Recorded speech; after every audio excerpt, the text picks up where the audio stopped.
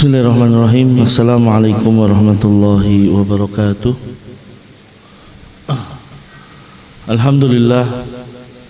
Alhamdulillahi ala ihsanihi wa syukru lahu ala taufiqihi wa amtinanihi.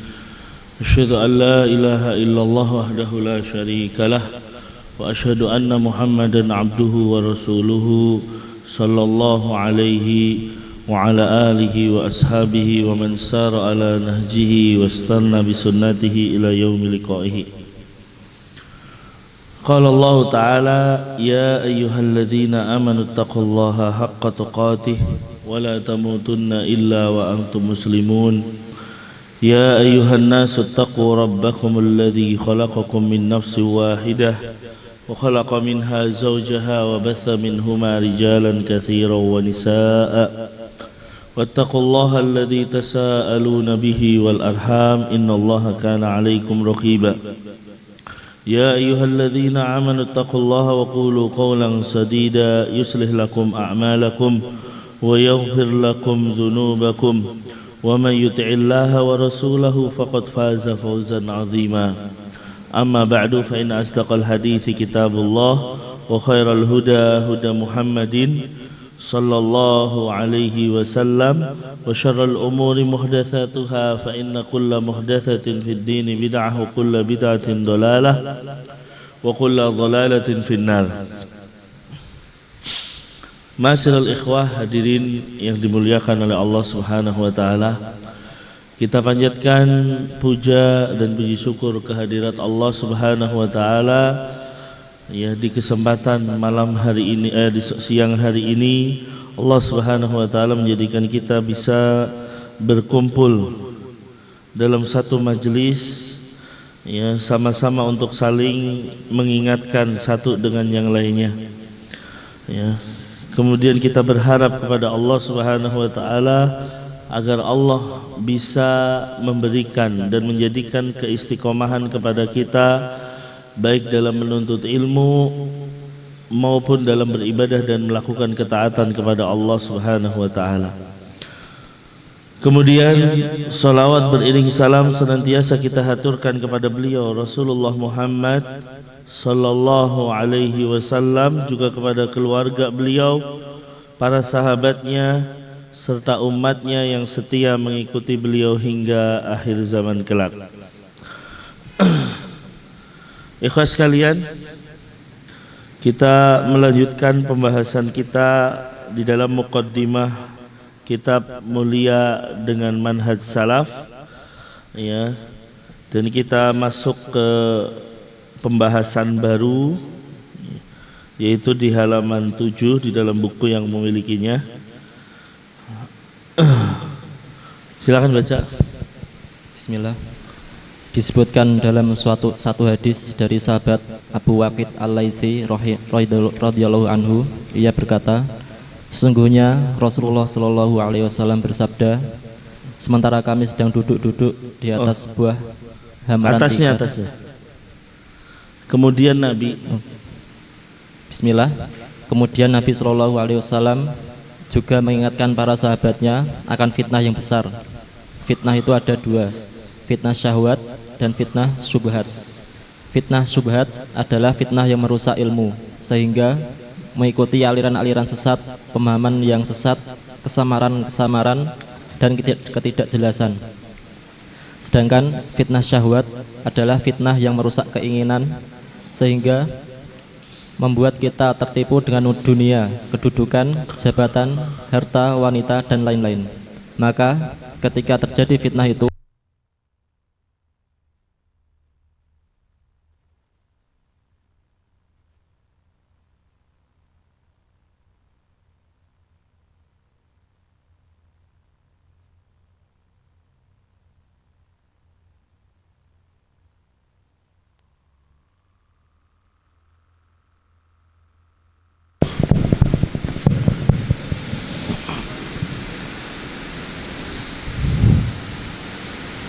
ketika terjadi fitnah itu, Nabi Shallallahu Alaihi Wasallam menyuruh kita untuk kembali kepada Islam yang murni yang telah beliau wariskan kepada para sahabat radhiyallahu anhum. Nah, selanjutnya ikhwas sekalian, kemudian Nabi Shallallahu Alaihi Wasallam mengingatkan para sahabatnya akan fitnah yang besar.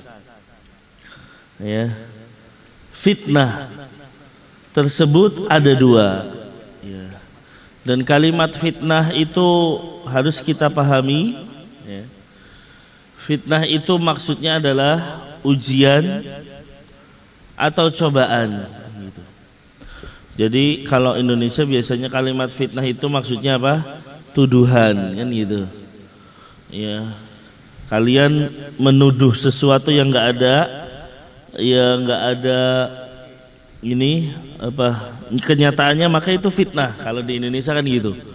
Nah, orang Sunda katanya nggak bisa ngomong F, kan gitu ya Pak ya. Itu fitnah kan itu ya. Nah ini, tapi fitnah di sini maksudnya ujian. Makanya ikhwas kalian, ketika kita meninggal pertama kali berada di alam kubur, kita akan menghadapi yang namanya fitnah kubur. Ya. Apa maksudnya fitnah kubur? Apakah dia dituduh? Kan enggak. Maksudnya fitnah kubur itu adalah ujian di alam kubur yang akan ditanyakan oleh malaikat. Ya, itu fitnah kubur. Setelah kita melewati fitnah kubur, maka kita akan menghadapi atau yang bisa menjawab mendapatkan nikmat kubur.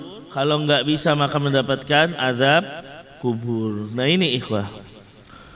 Maka itu kalimat fitnah. Ya, jadi kalau ada bilang fitnah, ya, kadang kita melihat fitnah terbesar bagi laki-laki adalah fitnah wanita. Apa maksudnya? Ya ujian dari wanita, gitu. Ya, ujian dari wanita dan lain sebagainya. Nah di sini ikhwah, fitnah itu ada dua sebenarnya. Inti dari fitnah itu ada dua, syahwat dan syubhat. Ya, syahwat dan syubhat. Ya, fitnah syubhat adalah fitnah yang merusak ilmu. Ya, merusak ilmu. Syubhat itu kan kalau kita lihat di dalam hadis Nabi, ya, apa maknanya? Yaitu sesuatu yang samar, itu syubhat. Sesuatu yang enggak jelas. Ya, seakan-akan ini adalah sebuah kebaikan, tapi ternyata keburukan dan lain sebagainya. Ini syubhat namanya. Ya. Maka fitnah syubhat kalau sudah menimpa hati seseorang, dia akan merusak ilmu dan keyakinannya. Ya, dia akan merusak ilmu dan keyakinan dia. Makanya di sini dikatakan sehingga mengikuti aliran-aliran sesat, pemahaman yang sesat, kesamar-samaran dan ketidakjelasan. Ini kalau fitnah syubhat sudah melanda.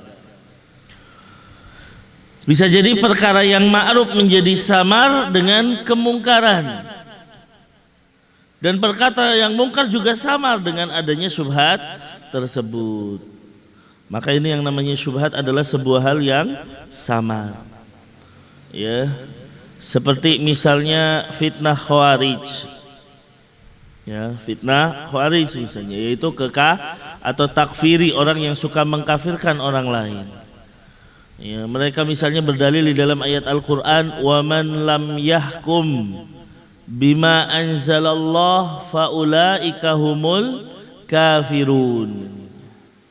Barang siapa yang tidak berhukum dengan hukum Allah, maka dia adalah orang yang kafir. Nah, ini yang dibesarkan. Nah, berarti dari ayat ini pemerintah kita kafir, presiden kita kafir. Ya, orang yang kerja dengan pemerintah berarti kafir, kan gitu. Ya, padahal kalau kita cermati para ulama, ya, hadza maknahu kufrun duna kufrin, kan gitu. Kekafiran tetapi bukan kekafiran besar yang mengeluarkan dari agama ini dan lain sebagainya. Nah, ini namanya syubhat. Ya, ini namanya seperti itu adalah sebuah syubhat, sehingga oh kalau gitu berarti yang benar begini dan lain sebagainya. Makanya kalau kita lihat, ya saya contohkan memang di Khawarij ketika dia keluar dari kepemimpinan kepada Ali bin Abi Thalib, kan gitu. Ya, itu kan termakan syubhat, Pak. Mereka mengatakan bahwa Ali bin Abi Thalib sudah berhukum dengan hukum selain Allah. Ketika keluar dari ketaatan kepada Ali selepas perang antara Ali dan Muawiyah, ya, kemudian terjadi perjanjian damai, ya, maka mereka memisahkan diri dari pasukannya Ali. Jumlahnya hampir 6.000 lebih. Ya, sambil meneriakan kalimat-kalimat yang kayaknya bagus gitu. Padahal inilah syubhat. Mereka mengatakan la hukma illa lillah. La hukma illa lillah, tidak ada hukum kecuali hukum Allah. Ya. Sedangkan Ali dan Muawiyah menyerahkannya kepada manusia. Jadi dikatakan oh salah ini. Ya, ini sebuah kesalahan kata mereka. Nah, ini syubhat, Pak, namanya. Ini adalah syubhat menimpa mereka. Makanya ketika Abdullah ibnu Abbas mendebat mereka, berdialog dengan mereka, ya syubhat mereka rapuh, Pak. Ya, dapat dipatahkan oleh sahabat yang mulia Abdullah bin Abbas. Ya, ketika Abdullah bin Abbas datang, kemudian apa? Ya, salah satu yang diucapkan, Ali berhukum dengan hukum selain Allah. Ya, maka dijawab oleh Abdullah bin Abbas, Allah memerintahkan suami istri ketika terjadi permasalahan, ya, kemudian nggak bisa diselesaikan mereka berdua, Allah firmankan apa? Fab'atsu hakaman min ahlihi wa hakaman min ahliha. Maka utuslah seorang, ya, hakim atau seseorang dari keluarga suaminya, seseorang dari keluarga istrinya. Tujuannya apa, Pak? Mendamaikan suami istri. Ini yang memerintahkan siapa? Allah. Ya. Abdullah bin Abbas nanya, menurut kalian mana yang lebih utama, mendamaikan dua kelompok yang bertikai ini atau mendamaikan suami istri? Ya, akhirnya mereka, oh iya benar.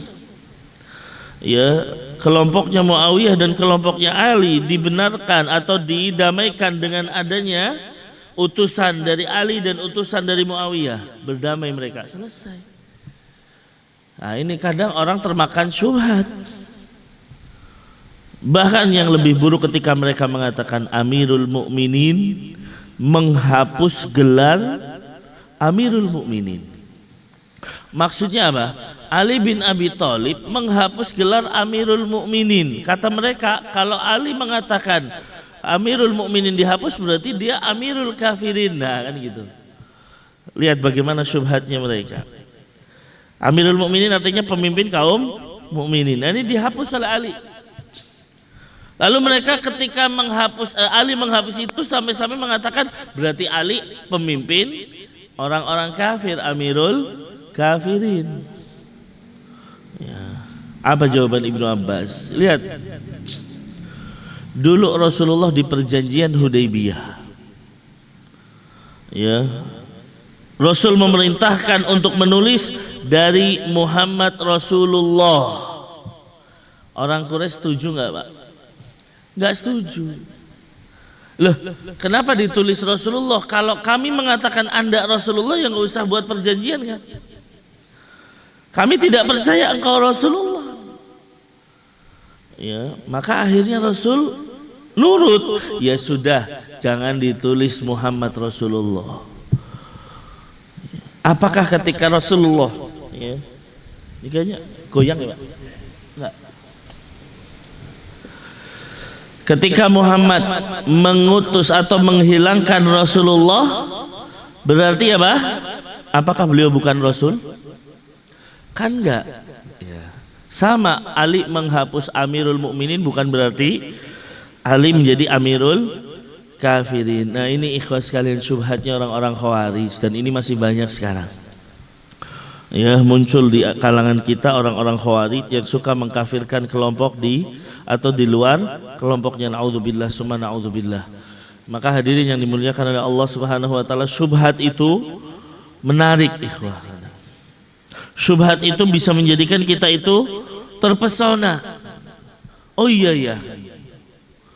Ya, makanya dalam sebuah riwayat disebutkan ya bahwa setan bertanya kepada seseorang, siapa yang menciptakan ini, siapa yang menciptakan itu, sampai pada kalimat siapa yang menciptakan Allah, kan gitu. Ya, siapa yang menciptakan Allah, naudzubillah. Ya, maka ketika kita atau muncul kalimat seperti itu atau muncul pemikiran-pemikiran seperti itu, hendaknya kita berlindung kepada Allah Subhanahu wa taala. Wallahu alam. Nah, maka ini namanya penyakit syubhat atau fitnah syubhat.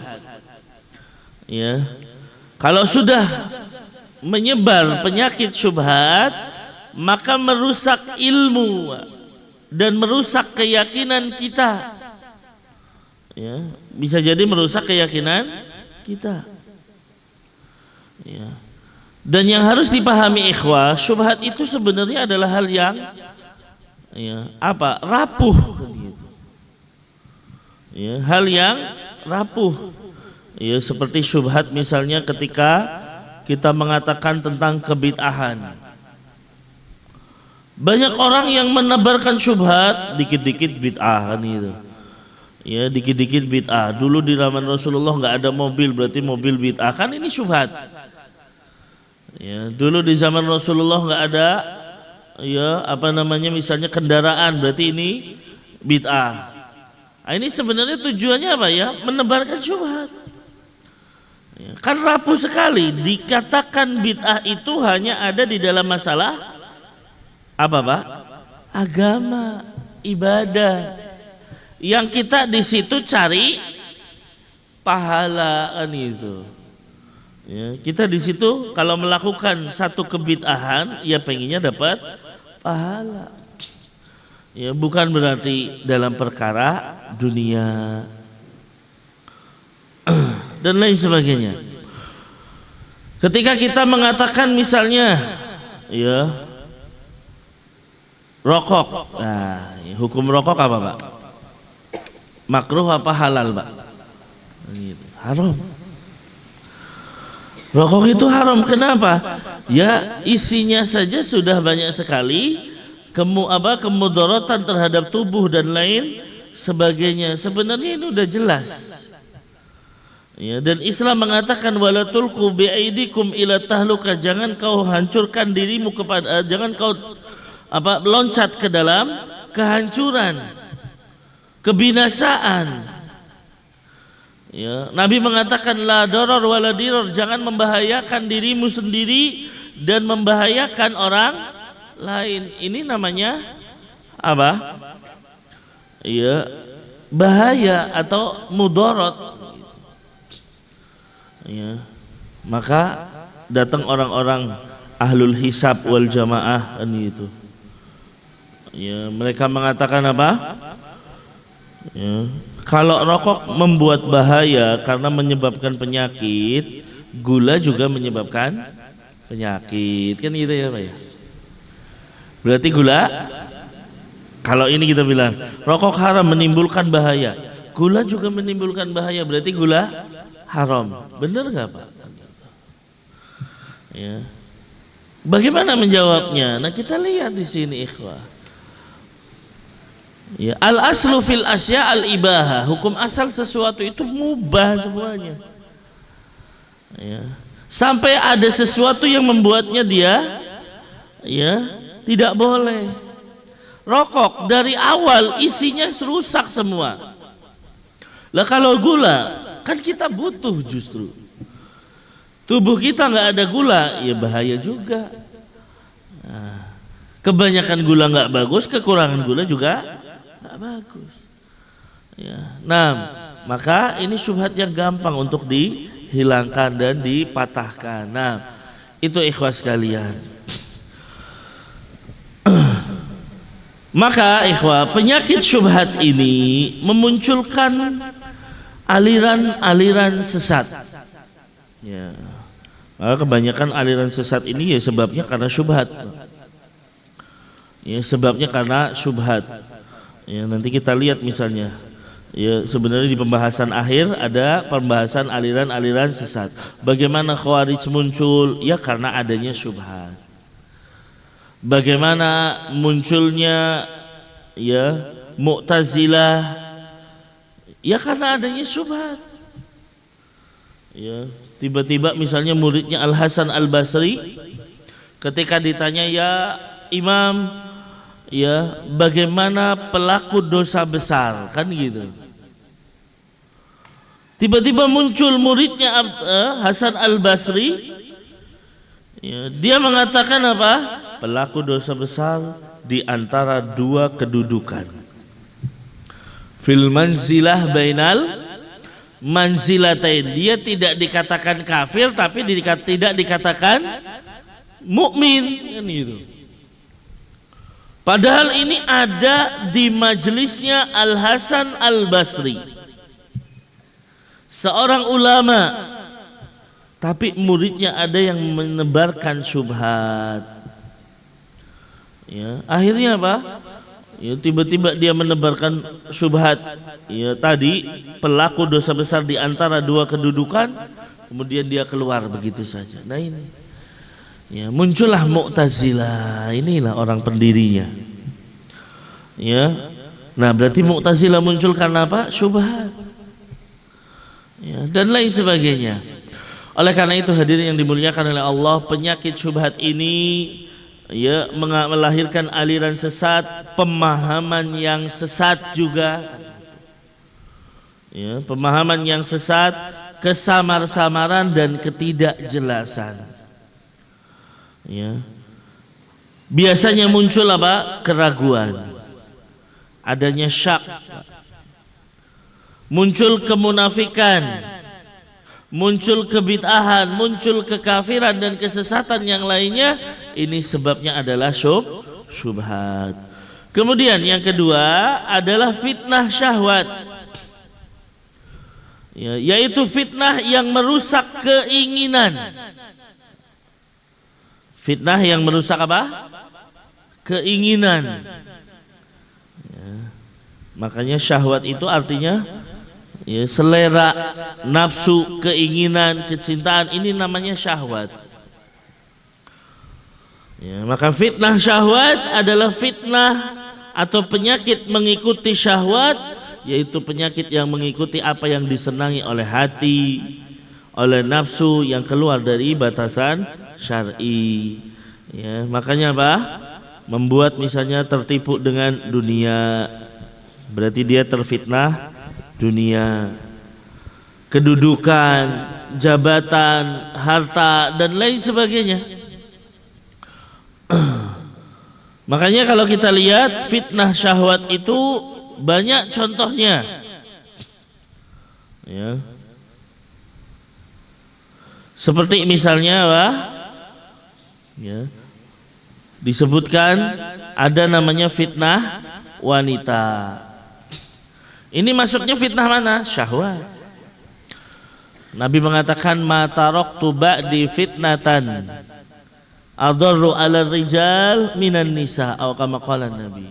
Tidaklah aku tinggalkan fitnah yang lebih berat terhadap laki-laki dibandingkan dengan wanita. Nah, ini namanya fitnah wanita. Betapa banyak orang yang tergoda dengan wanita, betapa banyak orang yang ya hancur karena wanita dan lain sebagainya. Ya. Makanya ikhwah sekalian, terkadang muncul korupsi misalnya dari seseorang, ya sebabnya karena ya salah satunya wanita. Ya. Pernah terjadi satu kisah, ada seorang ulama, mungkin pernah saya sampaikan di sini. Ya, seorang ulama misalnya melihat ada seorang yang jual pakaian atau jual kain tapi disisipi dengan kedustaan. Kedustaannya apa? Ya, dia menjual barangnya dengan ya harga yang misalnya tinggi dan mengatakan ini kain terbaik dan lain sebagainya. Kemudian apa? Ulama melihat ini kedustaan. Dia tinggalkan orang tersebut, kemudian setahun kemudian datang lagi ke pasar tersebut, melihat laki-laki ini menjual dengan kejujuran. Tahun lalu menjualnya dengan kedustaan, tahun ini menjualnya dengan kejujuran. Kemudian ditanya sama seorang ulama tadi, ya fulan, tahun lalu saya ke sini dan saya ingat engkau menjual kain dengan kedustaan. Tapi sekarang kenapa engkau berubah? Ya, dan menjual kain dengan kejujuran. Apa jawaban dia? Naam ya Syekh.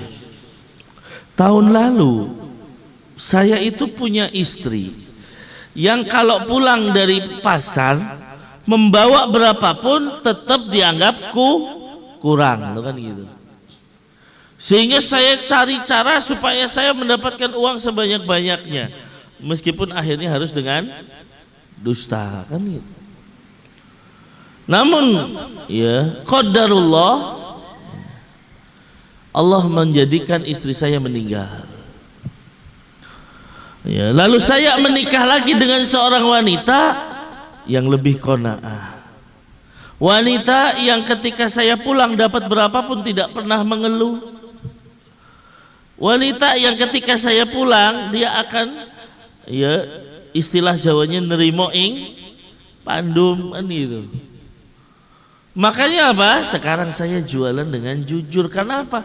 Ya di rumah itu tetap akan nerima berapapun yang saya bawa. Ya subhanallah. Ya, jadi seorang laki-laki berubah dari kedustaan menjadi kejujuran sebabnya karena wanita. Ini namanya fitnah wanita. Maka hati-hati ikhwas sekalian dengan fitnah wanita. Ya. Fa inna awwala fitnati Bani Israil kanat fin nisa, kata Nabi. Fitnah yang terjadi pada Bani Israil disebabkan karena wanita. Ya, mereka tipu dayanya besar. Ya, dan lain sebagainya. Makanya kita lihat ketika Nabiullah Yusuf alaihi salam, ya, beliau harus menghadapi fitnah yang paling berat yang beliau hadapi dari segala ujian yang beliau hadapi. Ya, beliau kan menghadapi banyak ujian, dari mulai irinya atau hasadnya saudara-saudaranya yang menjadikan harus jeburkan ke dalam sumur, lalu diangkat menjadi budak, ya, kemudian apa menjadi dewasa, lalu tadi seorang wanita terfitnah dengan Yusuf, kemudian akhirnya dimasukkan ke dalam penjara, dan semua ujian yang ada Nabi Yusuf, kata para ulama, ujian paling berat Nabi Yusuf apa, Pak? Fitnah wanita. Ujian paling berat Nabi Yusuf apa? Ketika beliau berada di kamar berdua-duaan dengan ya disebut namanya siapa? Zulaikha, kan gitu. Ini ujian paling berat. Ya. Bayangkan Nabi Yusuf belum menikah. Nabi Yusuf masih bujangan, bukan orang Mesir lagi. Ya, beliau bukan orang Mesir kan? Ya. Datang karena ditolong oleh seorang musafir lalu dijual. Ini semua hal yang memudahkan untuk dia berzina dengan Zulaikha. Udahlah nggak apa-apa kan gitu. Ibarat katakan gitu. Beda kalau misalnya mungkin dia sudah menikah, mungkin beliau apa? Ya orang situ kan gitu. Malu mungkin. Seandainya Nabi Yusuf ketahuan pun diusir dari Mesir, biarin orang bukan orang Mesir kan gitu. Maka ini fitnah terbesar yang menjadi atau yang mengenai Nabi Yusuf, ya fitnah wanita. Ya, dijeburkan ke sumur nggak ada apa-apanya, dijebloskan ke penjara nggak ada apa-apanya. Ya, dibandingkan dengan fitnah wanita. Ya. Bahkan yang menginginkan berzina bukan hanya Zulaikha, tetapi niswatun fil Madinah. Hampir semua wanita menginginkan Nabi Yusuf. Ya. Kan awalnya Pak Zulaikha dihina. Wah, bagaimana seseorang terpengaruh atau pengen berhubungan dengan ya anak angkatnya, dengan budaknya atau dengan apanya kan ini. Dipanggillah mereka, ya kemudian diberikan pisau dan buah. Ternyata mereka malah mengiris jarinya masing-masing. Ya, lalu setelah itu apa? Nabi Yusuf didatangi oleh seluruh wanita tadi menginginkan agar bisa berhubungan dengan Nabi Yusuf. Naudzubillah, summa naudzubillah. Inilah fitnah wanita. Makanya Nabi Yusuf lebih pilih di mana? Ya, Rabbi sijnu ahabu ilayya, kan itu. Saya lebih memilih penjaraan daripada harus menghadapi wanita-wanita. Nah ini hadirin yang dimuliakan oleh Allah Subhanahu wa taala. Ya, jadi wanita itu fitnah yang berat. Ya. Makanya ikhwah, kita itu dilarang untuk melihat wanita, memandang wanita. Yang diminta kita hendaknya apa? Menjaga pandangan. Ya, hendaknya kita menjaga pandangan terhadap wanita-wanita. Bedakan coba perbedaan laki-laki dan wanita. Kalau laki-laki jelas jaga pandangan. Kalau wanita boleh nggak memandang laki-laki? Hukum asalnya wanita boleh memandang laki-laki, kecuali kalau diiringi dengan syahwat. Ya, makanya apa? Mereka melihat misalnya kalau kita di dalam kajian kok ada di perempuan gambar ustadznya atau video ustadznya, ini boleh hukum asalnya. Cuman kadang wanita itu terfitnah di situ, begitu ustadznya ganteng misalnya. Alhamdulillah saya kan enggak kan gitu ya. Wah, masya Allah ustadznya ganteng banget ya kan ya. Nah ini mulai di situ syahwat, enggak boleh di sini. Jadi hukum asalnya wanita boleh memandang laki-laki, tidak demikian dengan laki-laki. Jagalah pandangan. Ya. Nabi mengatakan kepada Ali bin Abi Thalib, ya Ali la tatbi'un nadratun nadrata, kan itu. Ya. La tatbi'un nadrata nadro. Jangan kau ikuti pandangan pertamamu dengan pandangan selanjutnya. Fa inna laka fil ula wa laysa laka tsani, atau kama qala Nabi. Yang pertama silahkan. Yang kedua jangan. Tapi yang pertama ya maksudnya sekilas, enggak sengaja, Pak, gitu kan. Ya, bukan lihat pandangan pertama tapi 1 jam, ini bukan pandangan pertama namanya kan gitu. Nah ini ikhwas sekalian, wanita. Ya, maka ini syahwat atau fitnah yang besar yang menimpa wanita, menimpa laki-laki. Ya, padahal ikhwas sekalian, Allah Subhanahu wa taala membolehkan laki-laki menikah dengan 4 kan gitu. Ya. Tapi ya karena kulturnya Indonesia, ya kan beda dengan dulu para sahabat Nabi, jelas kan itu. Para sahabat Nabi ya terbiasa ya menikah mungkin dengan 4 orang, 3 orang dan lain sebagainya, dan itu bukan satu hal yang tabu. Kalau sekarang kayaknya poligami menjadi tabu apa enggak Pak kan di sini? Kalau di Pati adakah yang sudah poligami Pak? Belum ada ya? Ya, belum ada yang mengamalkan sunnah ini kan gitu. Ya. Nah, itu adalah hal yang halal. Ya, tetapi apa? Banyak orang ya yang ternyata tidak melakukannya karena syahwat tabu. Padahal ikhwas sekalian, ya jumlah wanita semakin banyak. Ya, saya ini cuma nasihatin saya sendiri belum ya Pak ya kan gitu. Ya, semakin banyak dan lain sebagainya. Ya, yang menjadikan hendaknya kalau bisa sunnah poligami ini menyebar. Orang itu kebanyakan kan laki-laki ngobrolin poligami, ngobrol tok gitu. Ya, nanti begitu pergi atau di hadapan istri ya takut lagi gitu. Ya, pengennya takut kalau lihat istri motong-motong terong misalnya kan gitu ya Pak. Wah, ini bahaya ini kan gitu. Nah, ini ikhwas sekalian. Maka itu fitnah wanita. Fitnah yang lain dari syahwat. Apa itu? Fitnatul aulad. Ya. Fitnah anak. Ya. Allah mengatakan inna min azwajikum wa auladikum fitnah.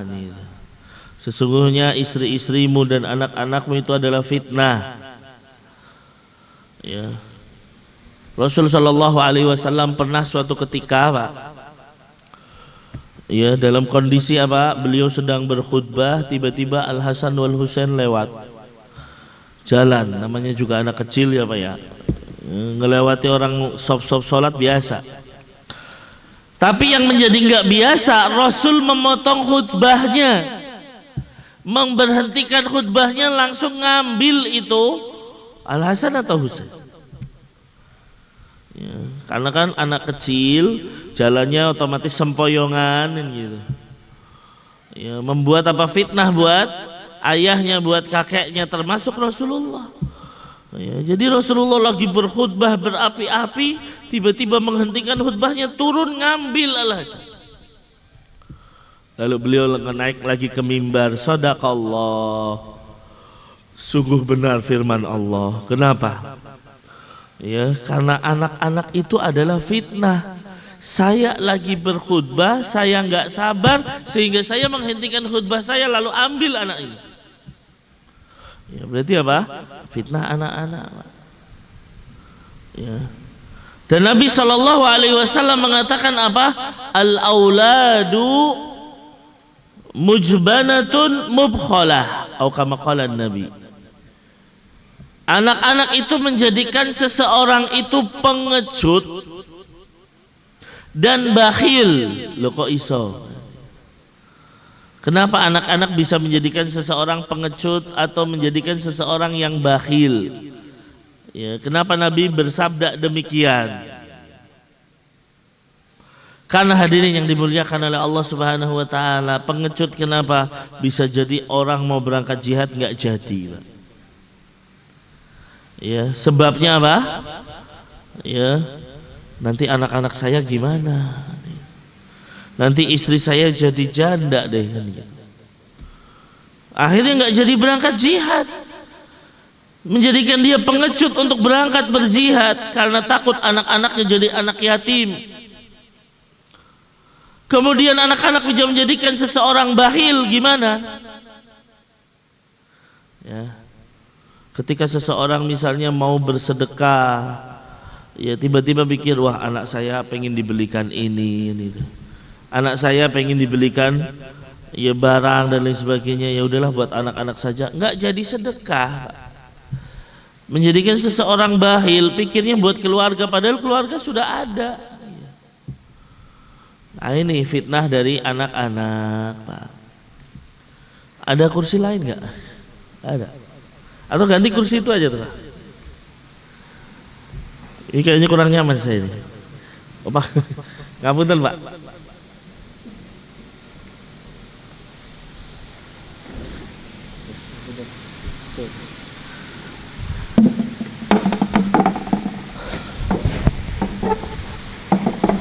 Taib.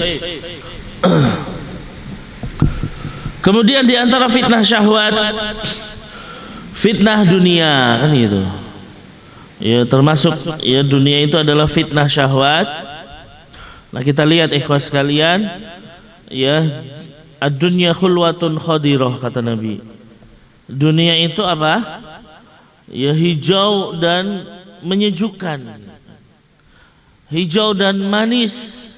Orang mandang dunia itu ya seakan-akan hal yang ya, indah sekali. Ya. Tetapi hadirin yang dimuliakan oleh Allah Subhanahu wa taala, ya, sesungguhnya dunia itu adalah fitnah. Ya, dunia itu adalah fitnah. Dan apa? Kebanyakan dalam permasalahan dunia Allah itu ya membicarakan kejelekannya. Nabi mengatakan, "Lau kanatid dunya ta'dilu indallahi janaha ba'udah, ma saqa kafirun abad." Atau kama qala Nabi, seandainya dunia ini di sisi Allah seukuran dengan sayap seekor nyamuk atau seekor lalat, maka Allah tidak akan apa? Memberi minum orang-orang kafir. Artinya apa? Dunia nggak ada harganya di sisi Allah, sehingga apapun yang ada di dunia silakan. Bahkan diberikan kepada orang kafir, silakan. Allah hanya akan memberikan kepada orang-orang kafir ya dunia saja. Allah tidak akan memberikan nikmat akhirat yang ya bernilai di sisi Allah Subhanahu wa taala. Sebaik-baiknya orang kafir ya hanya di dunia saja dibalas. Gak ada yang lain. Maka ikhwas sekalian, ya, pernah suatu ketika Nabi Shallallahu Alaihi Wasallam melewati bangkai kambing, kan gitu. Ya, Nabi mengatakan, siapa yang mau ini? Ya, maka para sahabat menolaknya. Ya Rasul, kalau seandainya kambing ini hidup itu pun cacat, ya kita nggak mau. Apalagi udah meninggal, cacat lagi, udah mati, cacat lagi. Ya, maka Nabi mengatakan sesungguhnya apa? Dunia itu lebih hina daripada bangkai kambing ini. Tapi hadirin yang dimuliakan oleh Allah Subhanahu wa taala, kebanyakan kita ya sudah masuk dunia ke dalam hatinya. Ya. Sehingga apa? Kebanyakan kita sudah terfitnah. Banyak orang ya seperti orang-orang kafir. Ketika apa? Allah berikan nikmat mengatakan Allah sayang sama saya. Tapi begitu nanti Allah ambil hartanya sedikit saja, mereka berpikir ya Rabbi ahanan, kan itu, Tuhanku menghinakanku. Berarti kan kemuliaan dan kehinaan, sayangnya Allah dan kehinaan dari Allah dilihatnya dari dunia. Ini kan pandangannya orang kafir, Pak. Pandangannya orang kafir. Kalau seandainya kekayaan tanda sayangnya Allah, berarti Allah sayang sama orang kafir dong. Karena orang paling kaya di Indonesia orang kafir, orang paling kaya di dunia orang kafir, bukan orang muslim. Ya. Maka pandangan kemuliaan Allah bukan kekayaan, tapi bagaimana ketakwaannya dia kepada Allah Subhanahu wa taala. Ya. Ketakwaannya dia kepada Allah Subhanahu wa taala. Maka hadirin yang dimuliakan oleh Allah Subhanahu wa taala, dunia itu sesuatu yang kita injak-injak. Ali bin Abi Thalib mengatakan apa? Irtahalatid dunya mudbiratan wartahalatil akhirah muqbilatan. Dunia akan pergi meninggalkan kita. Meskipun kita kejar, Pak, mengejar dunia ini, kita lari mengejar dunia, ya tetap pada ujungnya dunia akan meninggalkan kita.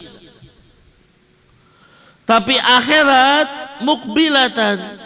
Akhirat kita mau lari menjauhi akhirat, yuk tetap aja apa? Ya, akhirat itu akan menjumpai kita. Ya. Makanya apa kata Ali bin Abi Thalib, jadilah hamba-hamba akhirat, jangan menjadi hamba-hamba dunia. Jadilah anak-anak akhirat, jangan menjadi anak-anaknya dunia.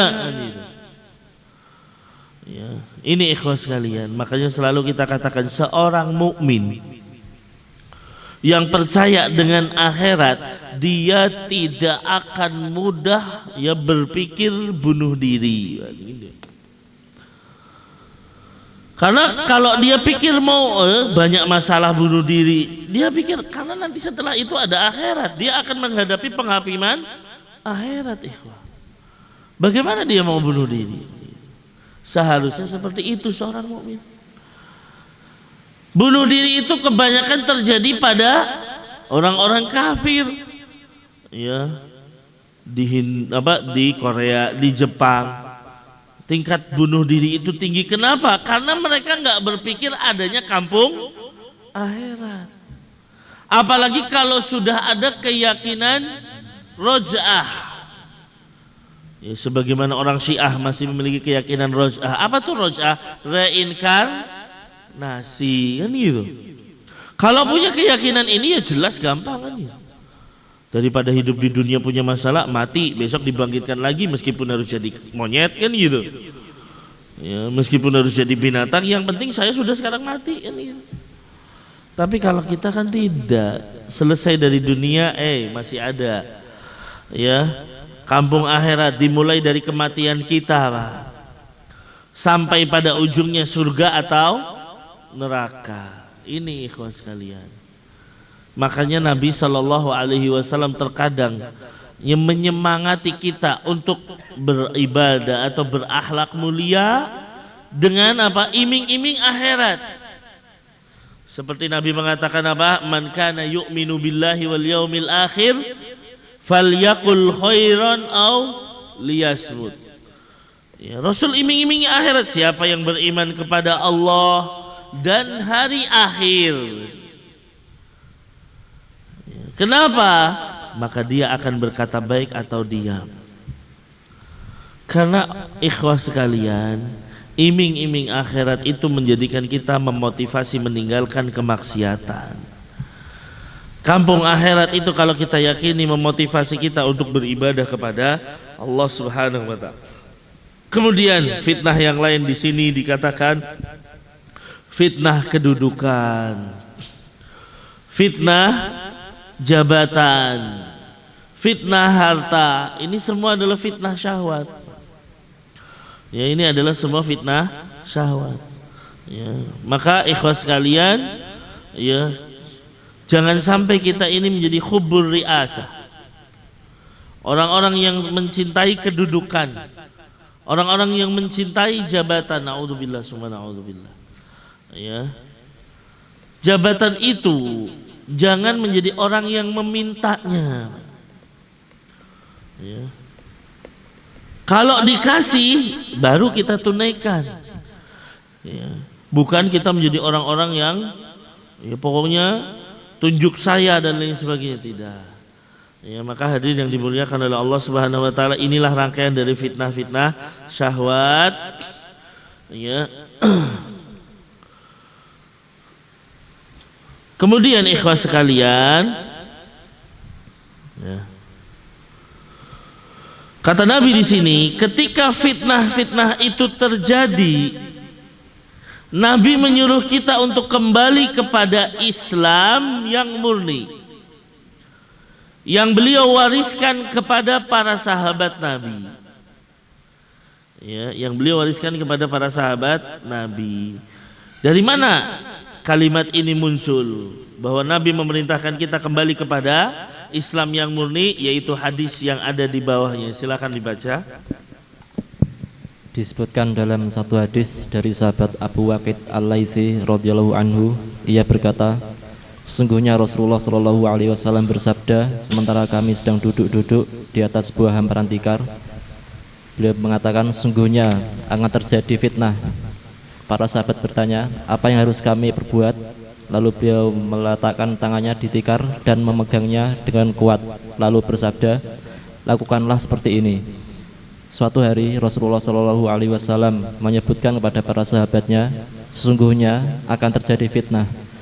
Tetapi kebanyakan sahabat tidak mendengarnya. Maka Mu'adz bin Jabal radhiyallahu anhu berkata, apakah kalian tidak mendengar perkataan Rasulullah? Mereka bertanya, apa yang disabdakan Rasulullah? Beliau bersabda, sesungguhnya akan terjadi fitnah. Mereka bertanya, bagaimana dengan kami wahai Rasulullah? Apa yang harus kami lakukan? Beliau Shallallahu Alaihi Wasallam bersabda, tarji'una ila amrikumul awal. Hendaklah kalian kembali kepada urusan yang pertama kali. Nah, ikhwas sekalian, hadis ini kita lihat disebutkan dalam hadis, ya. Dan hadis ini diriwayatkan oleh Al-Imam At-Tabrani di dalam Mu'jamul Kabir, ya, bahwa sahabat Abu Waqid Al-Laitsi radhiyallahu taala anhu mengatakan, sesungguhnya Rasulullah sallallahu alaihi wasallam bersabda, sementara kami sedang duduk-duduk di atas hamparan atau di atas tikar. Apa sabda Nabi? Ya, satakunu fitnah. Sesungguhnya akan terjadi fitnah. Ya, banyak sekali ujian. Dan ini salah satu di antara tanda-tanda kenabian beliau. Karena beliau banyak sekali menyebutkan tentang fitnah yang akan terjadi di akhir zaman. Ya, Nabi dalam hadis misalnya yang lain mengatakan, bersegeralah melakukan amal soleh sebelum datang fitnah-fitnah, kaqita'il lailil mudlim, seperti malam yang gelap gulita. Ya, fitnah lagi. Ya, maka Nabi menyebutkan akan terjadi fitnah yang bertubi-tubi di akhir zaman. Para sahabat bertanya, apa yang harus kami lakukan? Apa yang harus kami perbuat? Lalu beliau meletakkan tangannya ke hamparan atau tikar dan memegangnya dengan kuat. Ya, kata beliau, lakukanlah seperti ini. Ya, artinya apa ikhwas sekalian? Ya, ketika terjadi fitnah, benar-benar kita harus berpegang teguh. Ya. Apa itu di sini? Makanya hadis selanjutnya atau kalimat selanjutnya Rasul menyebutkan kepada para sahabatnya, sesungguhnya akan terjadi fitnah. Ya, jadi Rasul tiba-tiba ngomong satakunu fitnah. Para sahabat nggak ada yang mendengarkan Nabi, lagi fokus mungkin kepada yang lain. Jadi pernah terjadi Rasul ngomong nggak ada yang perhatian kecuali mungkin beberapa sahabat, diantaranya Mu'adz bin Jabal. Ya, Mu'adz bin Jabal. Ini sahabat yang mulia, ya, yang pernah dibonceng Nabi Shallallahu Alaihi Wasallam di atas keledai. Ya. Lalu Nabi mengatakan, apa hak Allah terhadap hambanya dan apa hak hamba terhadap Allah, kan itu. Ya, hak Allah terhadap hambanya adalah an ya'buduhu wa la yusyriku bihi syai'an. Hendaknya hamba menyembah Allah dan tidak menyekutukannya dengan sesuatu pun. Ya, sedangkan hak hamba terhadap Allah, an la yu'adziba man la yusyriku bihi syai'an. Allah tidak akan mengadab siapapun yang tidak menyekutukan Allah dengan sesuatu pun. Ini Mu'adz bin Jabal. Mu'adz bin Jabal sahabat yang umurnya pendek tapi memiliki pengaruh di dalam Islam, karena beliau adalah sahabat yang ditugaskan untuk memimpin Mekah ketika pembukaan kota Mekah. Beliau yang diutus menuju Yaman untuk mengajarkan Islam kepada penduduk Yaman. Tapi beliau meninggal umurnya berapa, Pak? 38 tahun. Ya, 38 tahun, meninggal di tahun, ya, 17 Hijriah. Naam ikhwas sekalian. Jadi terkadang ada sahabat-sahabat yang mulia yang berumur pendek tapi memiliki keberkahan dalam umurnya. Ya, ini Mu'adz bin Jabal. Makanya Mu'adz di sini, apakah kalian tidak mendengar sabda Rasulullah? Ya, bayangkan Rasulullah diacuhkan oleh beberapa sahabat. Ya, karena tadi mungkin ada perkara lain. Lalu mereka mengatakan apa yang disabdakan Rasulullah? Lalu beliau bersabda, satakunu fitnah. Sesungguhnya ya akan terjadi fitnah. Lalu mereka bertanya, bagaimana dengan kami wahai Rasulullah? Apa yang harus kami lakukan? Beliau sallallahu alaihi wasallam menjawab, tarji'una ila amrikumul awwal. Kembalilah kepada urusan yang pertama kali. Kembalilah kepada perkara yang pertama kali. Apa makna perkara yang pertama kali, urusan yang pertama kali? Silakan dibaca. Yang dimaksud dengan kembali kepada urusan yang pertama kali ialah kembali kepada Al-Quran dan As-Sunnah menurut pemahaman para sahabat radhiyallahu anhum. Nabi sallallahu alaihi wasallam bersabda, inni qad taraktu fiikum syai'aini, sesungguhnya aku tinggalkan di tengah kalian dua perkara, lan tadillu ba'dahuma, kalian tidak akan sesat selama kalian berpegang pada keduanya, kitabullahi wa sunnati, yaitu Al-Quran dan sunnahku. Naam, ikhwas sekalian, yang disebut dengan amrikumul awal atau amrukumul awal, ya, kembali kepada urusanmu yang pertama kali adalah kembali kepada Al-Quran dan Sunnah dengan pemahaman salaful ummah, dengan pemahaman para sahabat Nabi. Jadi intinya dia harus kembali kepada Al-Quran dan Sunnah dulu. Ya, kemudian dikembalikan kepada murid-muridnya Rasul Shallallahu Alaihi Wasallam. Nabi mengatakan di sini, inni qad taraktu fikum syai'aini, saya tinggalkan kepada kalian dua perkara, dua hal, lan tadillu ba'dahuma, kalian benar-benar tidak akan tersesat. Ya. Apa itu? Kalau berpegang teguh dengan keduanya, kitabullahi wa sunnati, Al-Quran dan sunnahku. Hadirin yang dimuliakan oleh Allah Subhanahu wa taala, hadis ini menjadikan apa? Membantah orang-orang yang hanya berpegang teguh dengan Al-Quran saja.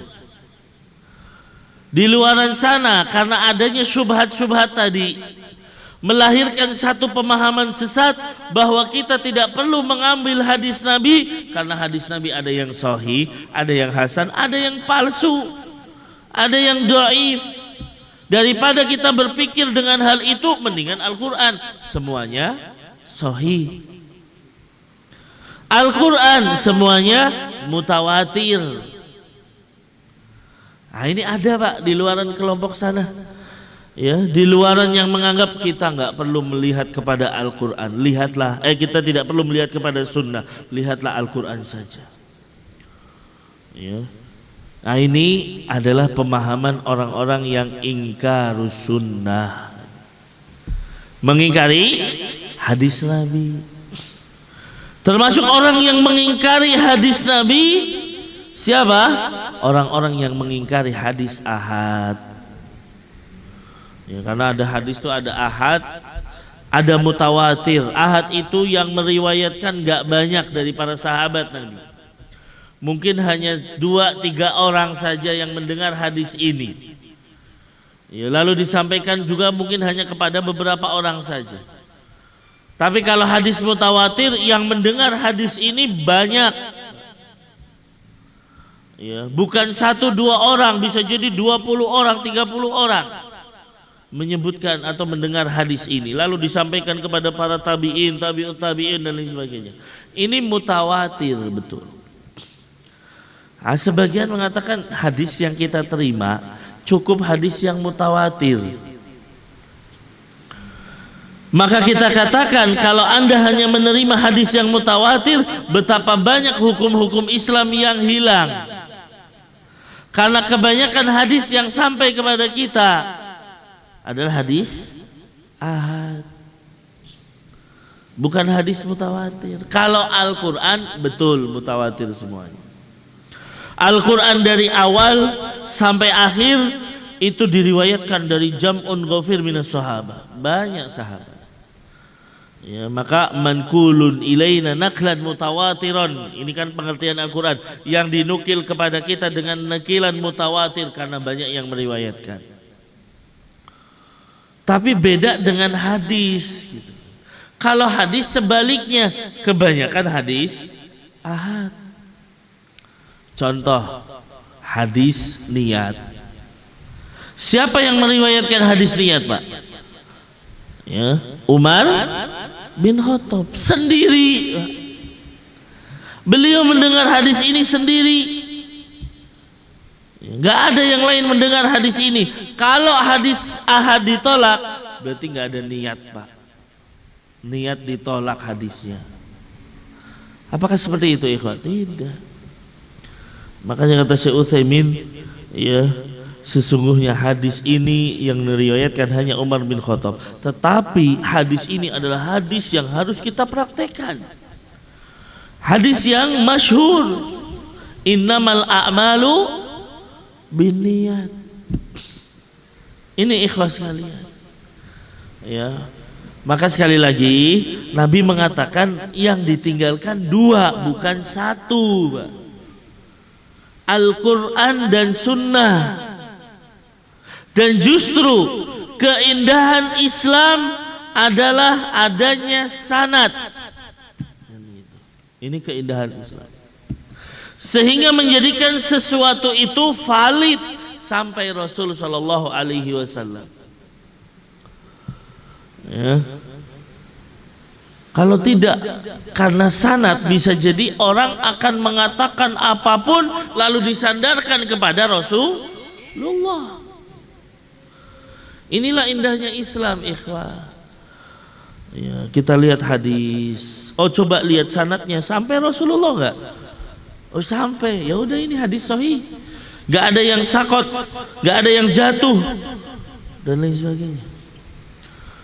Ya, makanya ikhwah sekalian, manakala ini hadis palsu, jelas. Kenapa? Karena tadi ada ilmu tentang sanad, tentang rawi hadis. Telah diriwayatkan hadis ini palsu. Banyak.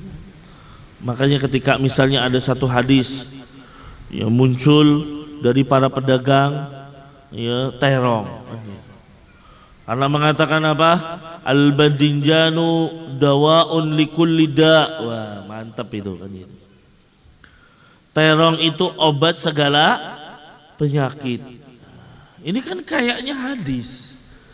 Ternyata yang buat hadis ini adalah para penjual terong. Dan itu diketahui kalau kita mempelajari sanad, mempelajari rawi dan lain sebagainya. Inilah keindahan Islam sekali lagi. Jadi tahu, oh ini hadisnya palsu, ini hadisnya dhaif, ini hasan, ini sahih dan lain sebagainya. Maka ya tidak boleh kita menolak hadis-hadis Nabi. Kita katakan lagi, orang yang menolak hadis Nabi, ya, seharusnya dia tidak melaksanakan sholat 5 waktu. Kan gitu, Pak. Loh kok bisa?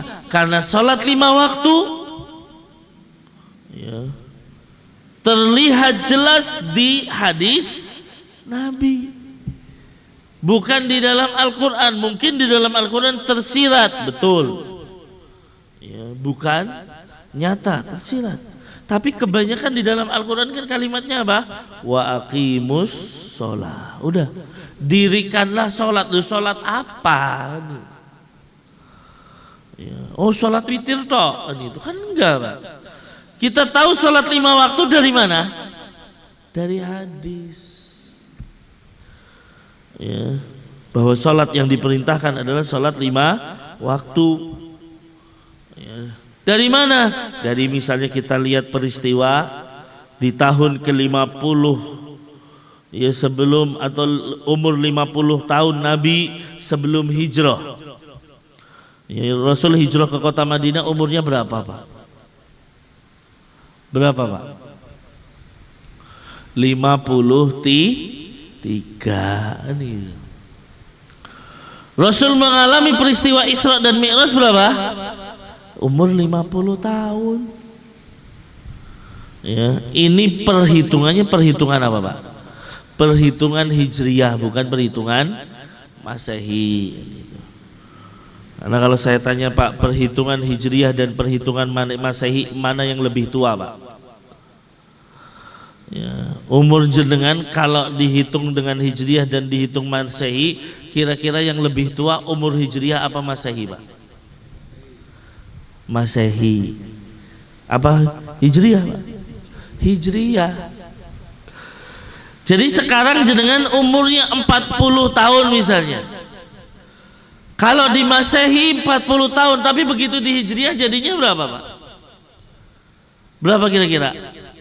42. Coba hitung, ada, Pak. Ya, cari di Google konversi umur kita dari Masehi ke Hijriyah, itu lebih tua, Pak. Ya, itu lebih tua. Makanya Rasul ya, meninggal umurnya berapa tahunnya, Pak? 63 ini perhitungan apa? Hijriyah. Kalau Masehi berapa? 61. Rasul itu meninggal di umur 61 perhitungan Masehi. Ya, nah ini ikhlas sekalian. Nah, di umur 50 tahun beliau mendapatkan perintah Isra dan Mi'raj. Turunlah dengan membawa, ya, perintah apa? Salat 5 waktu. Nah, ini kan dari mana? Peristiwa Isra dan Mi'raj. Allah hanya mengatakan subhanalladzi asra bi abdihi lailan minal masjidil haram ilal masjidil aqsa dan lain sebagainya. Ya, hanya menyebutkan ayat-ayat tapi tidak tahu peristiwa apa yang terjadi. Bagaimana beliau mengimami para nabi di Masjidil Aqsa, bagaimana beliau bertemu dengan para nabi ketika naik ke langit. Ini semua ada di dalam hadis Nabi sampai akhirnya turun apa? Perintah salat 5 waktu yang awalnya 50 waktu. Ya. Dan alhamdulillah kita ketemu dengan Nabi, ya, Rasul ketemu dengan Nabi Musa. Ya. Sehingga diringankan jadi 5 waktu dan Allah mengatakan ya khamsun, ya khamsun, artinya 5 waktu tapi pahalanya 50. Kenapa, Pak? Al ajru, ya, pahala dikalikan 10 kali lipat. 5 kali 10 jadilah 50. Nah ini ikhlas sekalian. Ya, berarti sholat 5 waktu dari mana? Dari hadis. Ya. Selesai dapat perintah sholat, berarti kan sholat itu sudah dilakukan Nabi 3 tahun di kota Mekah. Ya. Apa? Jibril datang lagi. Ya. Kira-kira Rasul dapat perintah sholat 5 waktu, udah tahu waktunya belum? Ya belum, karena apa? Gak dikasih tahu oleh Allah. Datang Jibril. Ngasih tahu apa? Beliau hari pertama datang, ya, di awal waktu sholat. Ya, di awal waktu sholat. Ya. Jadi sholat subuh awal waktunya, duhur awal waktu Jibril datang, asar awal waktu Jibril datang, sampai 5 waktu awal waktu datang.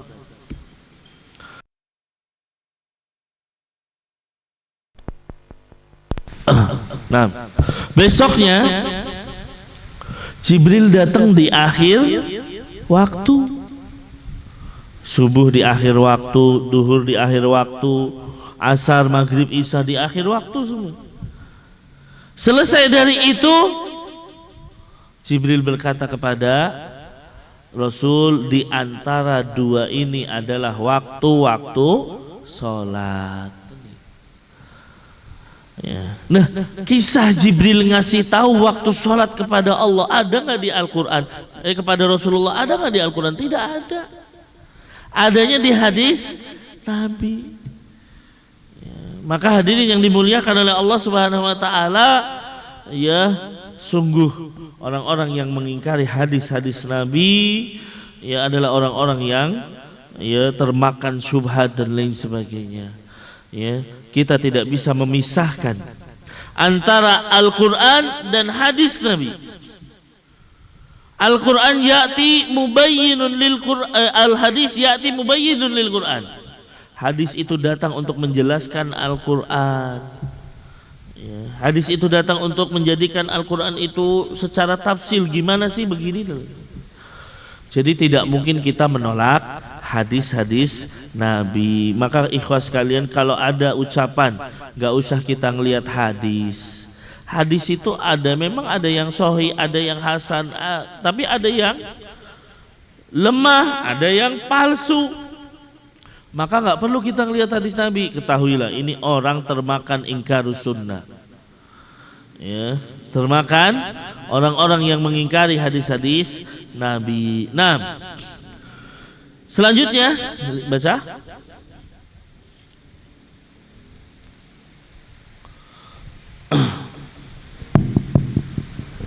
Nabi Shallallahu Alaihi Wasallam meninggalkan Al-Quran dan As-Sunnah pada umat Islam. Namun setiap firqah yang sesat mengakui bahwa mereka berpegang pada Al-Quran dan As-Sunnah, baik Syiah, Khawarij, Mu'tazilah, Murji'ah, dan firqah-firqah sesat lainnya. Maka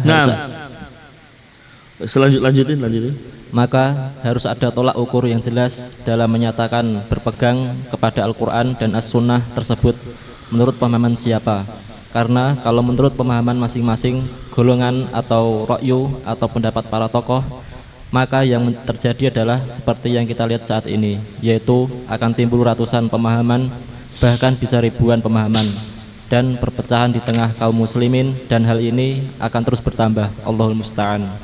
Nah, ikhwas sekalian, Nabi Shallallahu Alaihi Wasallam benar telah meninggalkan Al-Quran dan As-Sunnah kepada umat Islam. Betul ya, tadi sudah kita lihat hadisnya. Saya tinggalkan kepada kalian ya dua hal yang kalian tidak akan tersesat, yaitu Al-Quran dan Sunnah.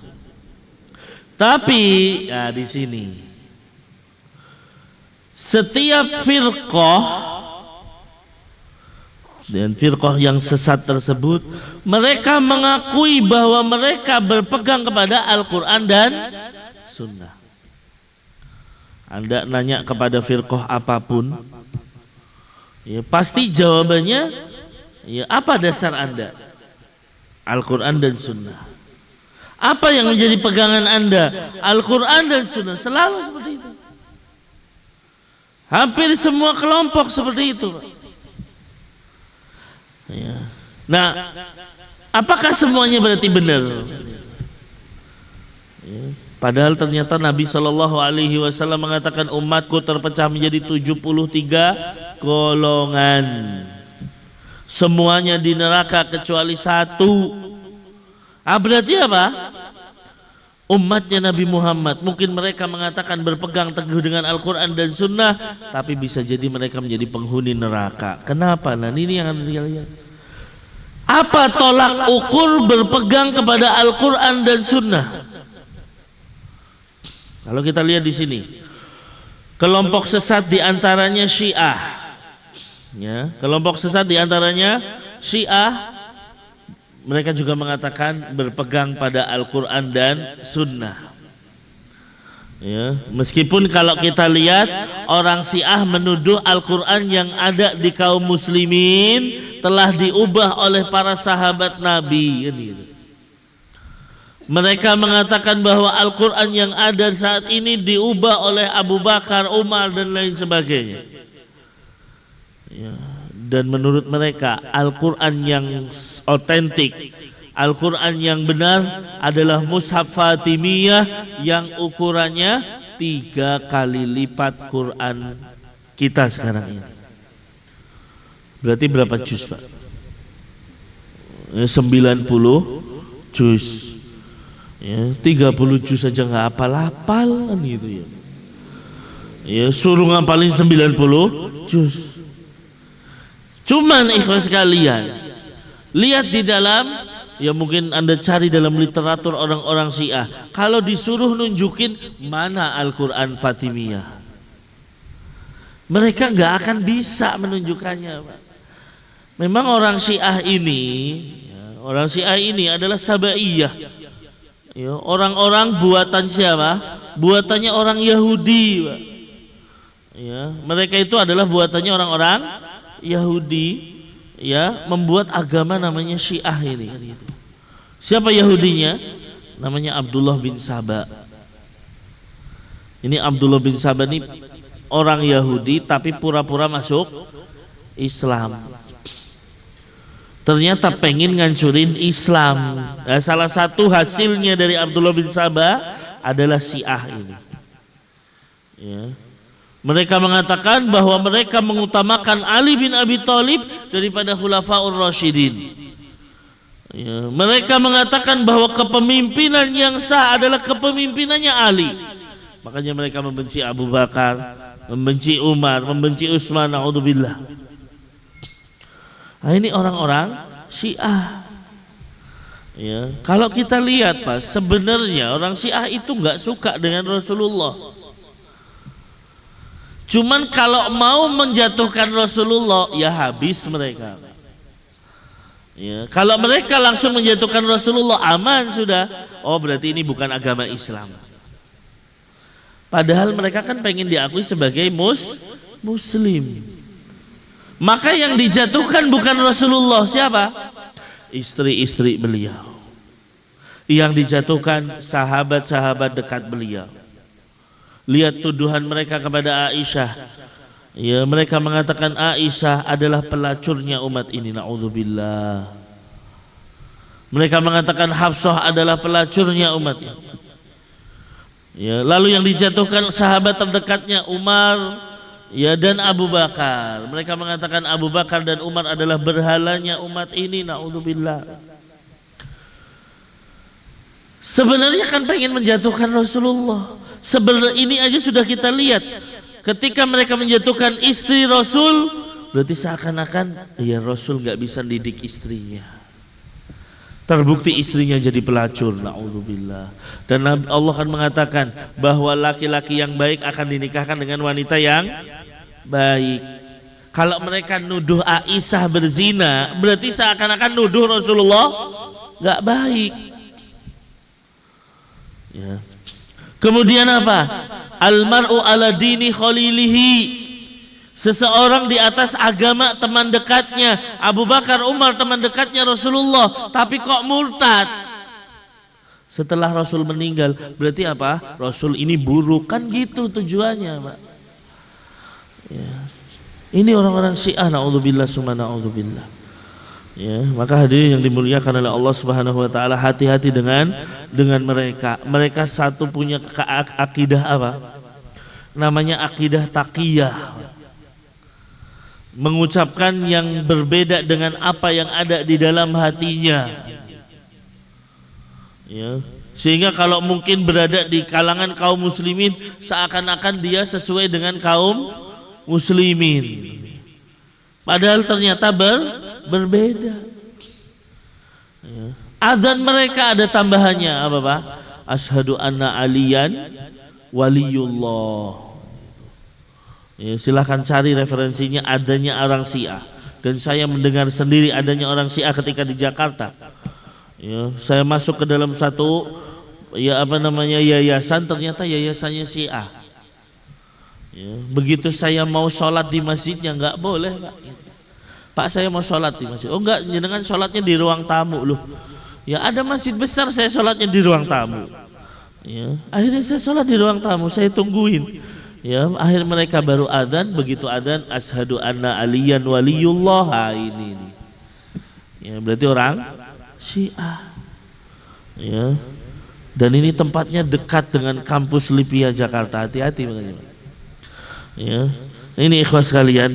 Ya, jadi ya hati-hati dengan Syiah karena mereka itu sebenarnya muncul di Indonesia. Apalagi menjangkiti anak muda dengan apa? Ya dengan nikah mut'ah. Itu yang disenangi anak muda kan gitu. Kawin kontrak. Ya, nikah sehari boleh, Pak. Nikah seminggu boleh. Bahkan nikahnya tanpa wali boleh buat mereka. Nah, ini namanya nikah mut'ah yang ada di orang-orang Syiah. Tapi kalau mereka ditanya dasar kalian tuh apa? Ya Al-Quran Sunnah. Nah, ini. Kemudian Khawarij, tadi sudah kita sampaikan sedikit tentang orang-orang Khawarij. Mereka adalah orang-orang sesat. Mereka adalah orang-orang yang keluar dari kepemimpinan Ali. Mereka mengkafirkan Ali dan Muawiyah. Kalau sekelas Ali, menantunya Rasulullah, sudah dikafirkan, bagaimana dengan yang lain? Ya. Makanya banyak mereka mengkafirkan orang tua mereka sendiri. Karena apa? Kerjanya PNS kan gitu. Oh berarti kerjanya sama togut, naudzubillah, summa naudzubillah. Ya. Dan ini banyak terjadi. Jangan terpengaruh dengan ibadahnya mereka. Nah, ini yang harus kita pahami. Kadang orang itu terpesona dengan ibadahnya seseorang, padahal ternyata ilmu mereka tidak sampai kepada kerongkongannya. Kita lihat ucapan Abdullah bin Abbas ketika mengunjungi mereka di siang hari sebelum duhur. Begitu masuk menemui mereka, jumlahnya 6.000-an orang. Kata Abdullah bin Abbas, saya belum pernah melihat orang yang ibadahnya melebihi mereka. Lihat, ucapan Abdullah bin Abbas, saya tidak pernah melihat orang yang ibadahnya melebihi mereka. Padahal Abdullah bin Abbas itu termasuk sahabat apa? Sahabat junior. Artinya beliau ketika Rasul ada, beliau masih muda. Beliau masih mungkin umur 7 atau 8 tahun. Berarti kan beliau menjumpai sahabat-sahabat senior. Beliau menjumpai Abu Bakar, Umar, Utsman, Ali. Beliau menjumpai sahabat Abu Ubaidah, sahabat Abdullah bin Mas'ud, dan sahabat-sahabat senior. Tapi ucapan beliau, saya belum pernah melihat orang yang ibadahnya melebihi mereka, orang-orang Khawarij. Berarti ibadahnya Abu Bakar kalah dengan ibadahnya Khawarij, Pak. Berarti ibadahnya Umar kalah dengan ibadahnya Khawarij. Makanya apa? Nabi mengatakan yamrukuna minad-din kama yamrukus sahmu minar ramiyah. Mereka itu keluar dari agama ini sebagaimana keluarnya anak panah dari busurnya. Ini orang-orang Khawarij, Pak. Orang-orang Khawarij. Hati-hati. Terbiasa mereka ini ibadahnya khusyuk banget. Ibadahnya khusyuk banget. Tapi Nabi kan mengatakan, wa fadlul alimi 'alal abidi ka fadlil qamari 'ala sa'iri, ka fadlil qamari lailatal badri. Perbedaan antara ahli ilmu dengan ahli ibadah seperti perbedaan bulan purnama dibandingkan dengan bintang-bintang. Artinya orang yang ahli ilmu mereka akan menerangi yang di sekitarnya. Tapi kalau ahli ibadah belum tentu, Pak. Bisa jadi mereka adalah orang-orang yang bodoh, cuman ibadahnya memang kayaknya khusyuk. Ini yang terjadi pada orang-orang Khawarij. Mereka itu sholat malam nggak pernah ditinggalkan, puasa nggak pernah ditinggalkan, sampai mata mereka itu ada kantung matanya karena menghidupkan malamnya dan lain sebagainya. Tapi apa ucapan yang mereka keluar? Ali kafir, kan itu. Ucapan yang keluar adalah mengkafirkan Ali bin Abi Thalib. Naudzubillah summa naudzubillah. Mencela sahabat saja sudah termasuk dosa besar. apalagi mengkafirkan sahabat. Nah, ini kan sesuatu hal yang ya melebihi mencela. Ya. Naudzubillah summa naudzubillah. Maka di sini ya orang Khawarij ya berpegang teguhnya dengan Al-Qur'an dan Sunnah. Ya, tapi apa? Mereka keluar dari agama ini. Ya, seperti keluarnya ya anak panah tadi. Nabi mengatakan al-khawarij kilabu ahlin nar. Naudzubillah. Orang-orang khawarij itu adalah anjingnya penghuni neraka. Ya, maka hadirin yang dimuliakan oleh Allah Subhanahu wa taala, hati-hati dengan mereka. Ya, hati-hati dengan orang-orang khawarij. Ya. Makanya kalau kita lihat aliran sesat Khawarij ini contohnya. Salah satu ucapan Abdullah bin Abbas kepada mereka untuk menunjukkan bahwa mereka dalam kesesatan. Apa Pak? Abdullah bin Abbas mengatakan walaisa fikum ashabu Rasulillah. Wahai orang Khawarij, saya lihat kalian begini begitu dan lain sebagainya. Tapi saya lihat gak ada satupun dari kalian 6.000 orang ini satupun sahabat Nabi. Padahal pada saat itu sahabat masih banyak. Lihat di sini. Bagaimana Abdullah bin Abbas menjadikan barometer sahabat Nabi tadi.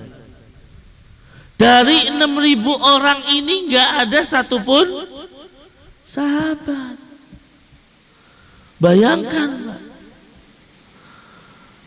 Kenapa? Karena menurut Abdullah bin Abbas, kalau mungkin ada sahabat Nabi, berarti kalian bisa jadi ya, benar. Ya. Karena nggak ada, ya berarti kalian sesat. Ya, berarti kalian sesat. Nah ini ikhwas kalian. Ya. Justru itu adalah kumpulan orang-orang sesat yang tidak mau menerima kebenaran. Dalam sebuah kisah Abdullah bin Mas'ud pernah menjumpai orang-orang yang berzikir dengan kerikil-kerikil. Gitu. Berzikir dengan kerikil-kerikil. Lalu Abdullah bin Mas'ud datangkan, apa yang kalian lakukan? Kami menghitung zikir. Kata Abdullah bin Mas'ud, kalau kalian menghitung dosa-dosa kalian lebih baik. Ya. Ya. Apa jawaban mereka? Kan yang kami inginkan kebaikan. Ya. Maka Abdullah bin Mas'ud, berapa banyak orang menginginkan kebaikan tapi tidak berhasil mendapatkannya. Apa yang terjadi ikhwah? Yang dinasehati Abdullah ibnu Mas'ud ini bukan sahabat Nabi. Dan semua yang dinasehati Abdullah bin Mas'ud bergabung dengan orang-orang Khawarij. Ya, kan gitu tuh Pak. Ya kalau orang udah sesat-sesat terus gitu loh. Ya, dari 6.000 orang, diantaranya orang-orang yang dinasehati oleh Abdullah bin Mas'ud beberapa tahun sebelumnya. Na'udzubillah summa na'udzubillah. Maka hadirin yang dimuliakan oleh Allah, di sini Nabi SAW meninggalkan Al-Quran dan Sunnah. Tapi semua kelompok pasti mengakui ini. Harus ada tolak ukur dalam pernyataan berpegang teguh kepada Al-Quran dan Sunnah. Yaitu kita memahaminya dengan pemahaman siapa. Karena kalau pemahamannya masing-masing, ya muncullah banyak pemahaman. Ya, kamu pahami ayat ini dengan apa? Oh saya pahami begini-begini. Orang lain bisa jadi berbeda. Akhirnya apa? Muncullah pemahaman-pemahaman yang ada. Ratusan bahkan ribuan pemahaman yang akhirnya menimbulkan perpecahan. Oleh karena itu kira-kira kita itu harus kembali kepada pemahaman siapa? Ya, maka insya Allah kita akan bahas di pertemuan-pertemuan yang akan datang. Ya, wallahu a'lam bishawab. Ternyata sudah adzan, ikhlas sekalian. Saya pikir adzannya jam 12 ya. Ternyata sebelum jam 12. Taib, mungkin kalau ada pertanyaan 1/4 jam sebelum jam 12, ya saya akhiri dulu di sini. Ada pertanyaan? Kalau nggak ada langsung saya tutup.